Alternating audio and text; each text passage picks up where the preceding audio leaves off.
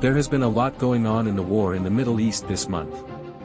The humanitarian situation had already been criticized several times, in addition to the fact that the Israeli army had recently made a name for itself with ruthless action or a comprehensive attack. Prime Minister Netanyahu is also still wanted as a war criminal. The situation was further fueled by the fact that some heads of state, including France and Great Britain, recognized a Palestinian state. This, too, led to criticism, especially since not all hostages had yet returned, thus encouraging Hamas. In the last days of September, the situation culminated in a press conference between Trump and Netanyahu, in which a peace plan for the region was presented. Roughly speaking, both sides withdraw and Gaza itself becomes a terror-free zone.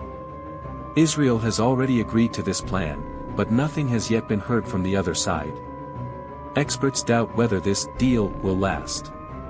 What it could achieve, however, is to improve the situation of the people in the affected areas. Almost obligatory, probably not a month should go by without a report on Trump. There was also a lot going on in the USA in September. Not only was the Department of Defense renamed the War Department, Trump also threatened Chicago to send more soldiers to clean up crime there. This led to larger protests, and the state itself has announced that it will sue if necessary, as has already happened in Portland. Even if many may not yet see the protests, it must be clearly stated at this point, they exist. Many voters who are now asked about Trump announced that they would not have voted for Trump with today's knowledge. Especially John Amber, whom we have had here with us several times, is now vocal and gathers supporters around him.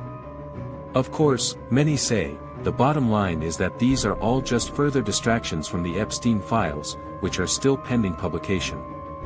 However, another event shocked the states, because Charlie Kirk, who had attracted attention primarily for his hate speech but was also a supporter of Trump, had been shot. The MAGA movement around Trump used the funeral for a large staging that provided further insights about the current status of the USA.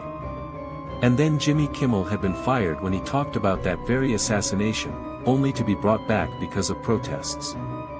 So the restructuring in Trump land continues.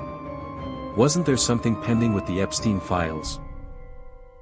The war in Ukraine also rages on, although Ukrainian troops are now more successful in striking in Russia's hinterland. On the other hand, the Russian troops are advancing slowly and at a high cost in blood at the front.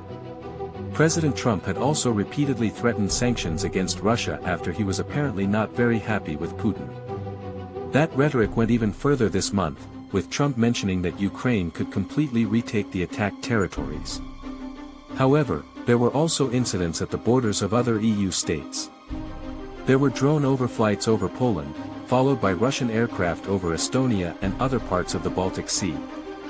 Obviously, Putin is testing NATO's resolve, because each of these incidents has triggered a meeting of the allies.